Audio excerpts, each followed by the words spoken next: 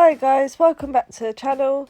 This is how you tie my go-to pop-up rig. It's like a multi-rig but with a twist. There'll be a list of the components in the description and this is how you tie it. Firstly, take around 6 inches of chod filament and fold it in half. I pinch it between my thumb and forefinger, which changes the memory of the material. I work it into a fine point as this section will later pass through the eye of the hook.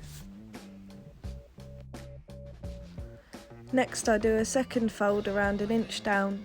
I like to use the tip of my thumb to the first crease as a guide, as it keeps my rigs consistent. It looks funny at first, but if you take time to make sure the folds are even, it will be neat when tied and last a longer time. You want to set that piece aside and get some coated braid of your preference. I strip off around 4 inches of material, which will be tied to the first section using an Albright knot. If you're unsure on this knot, there are several links to tutorials in the description. Pass the uncoated braid through the second fold of the chod filament.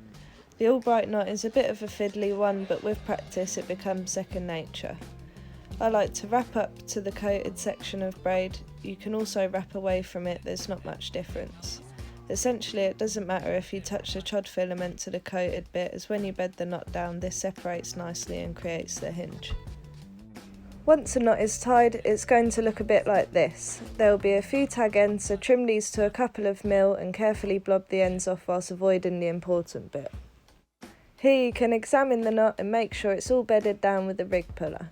Remember to check for your 3 to 6 mil of uncoated braid for a good hinge.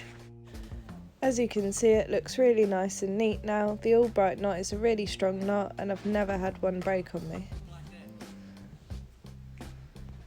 Next you need to grab a choddy hook of your choice, the main feature being the outturned eye, as this aids the overall curve on the pop-up section. I then push the pointed end of the chod filament through the eye of the hook. I do this going away from the point and then slide on a hook bead so it's about opposite to the barb or the point of the hook, depending on your hook size and bait. Just have a fiddle around with it, test it in the edge and find what works for you.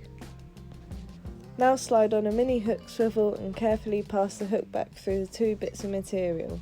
It should start looking like a rig and you can start shaping the D using your hook bead to determine its length. At this stage I always check everything over, making sure the knot in the D are neat and the chod filament isn't twisted.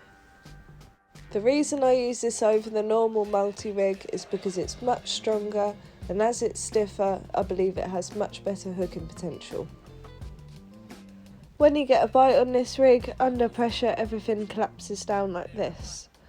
One of the things I love about this rig is you can change the hook really fast and reset the rig ready to go again. I use strong materials so the boom will last a long while. You can reset everything by sliding the hook bead back up the shank of the hook and reshaping the D.